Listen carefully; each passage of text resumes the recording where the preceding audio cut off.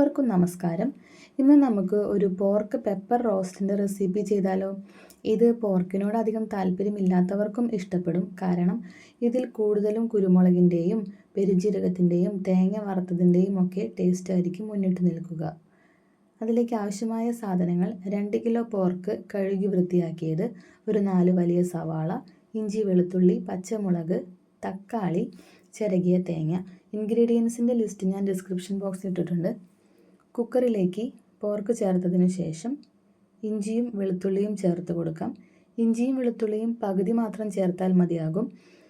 ബാക്കി പകുതി നമുക്ക് റോസ്റ്റ് ചെയ്യുമ്പോൾ ചേർക്കാം. പച്ചമുളക് ചേർത്ത് കൊടുക്കാം. ഒരു 2 തണ്ട് കറിവേപ്പില കൂടി ചേർക്കാം.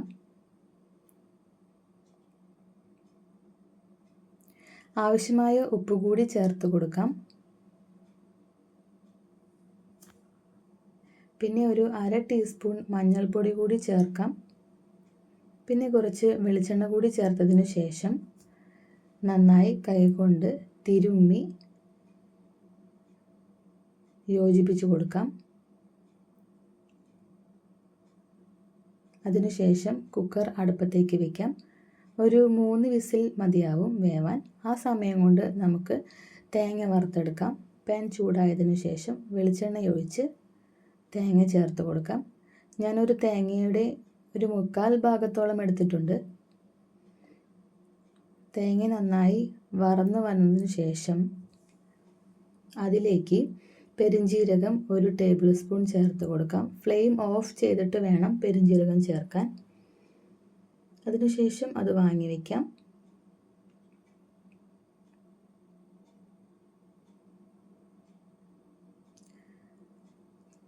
ചട്ടി അടുപ്പത്ത് വെച്ച് ചൂടായതിനു ശേഷം എണ്ണ ഒഴിച്ചു കൊടുക്കാം. അതിലേക്ക് സവാള ചേർത്ത് വഴറ്റിയെടുക്കാം.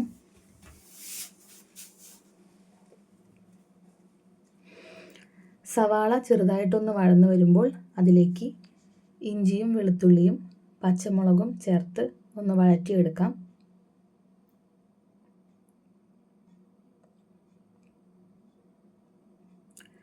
കുറച്ച് കറിവേപ്പില കൂടി ചേർത്ത് നമുക്കൊന്ന് വഴറ്റിയെടുക്കാം.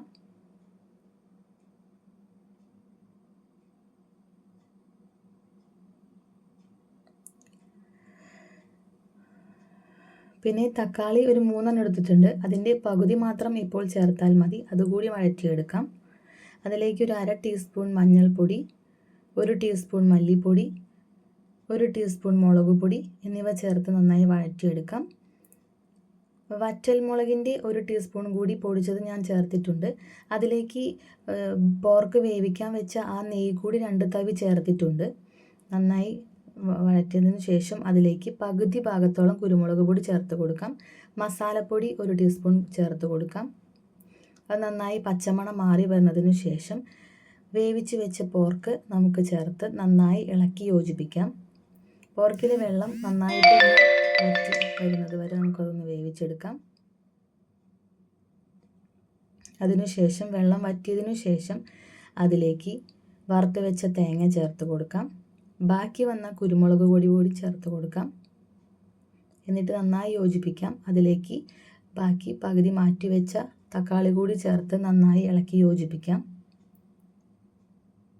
ഇപ്പോൾ നല്ല ഒരു കുരുമുളകിൻ്റെ ഫ്ലേവർ നമ്മുടെ മൂക്കിലേക്ക് അടിച്ചു കയറും.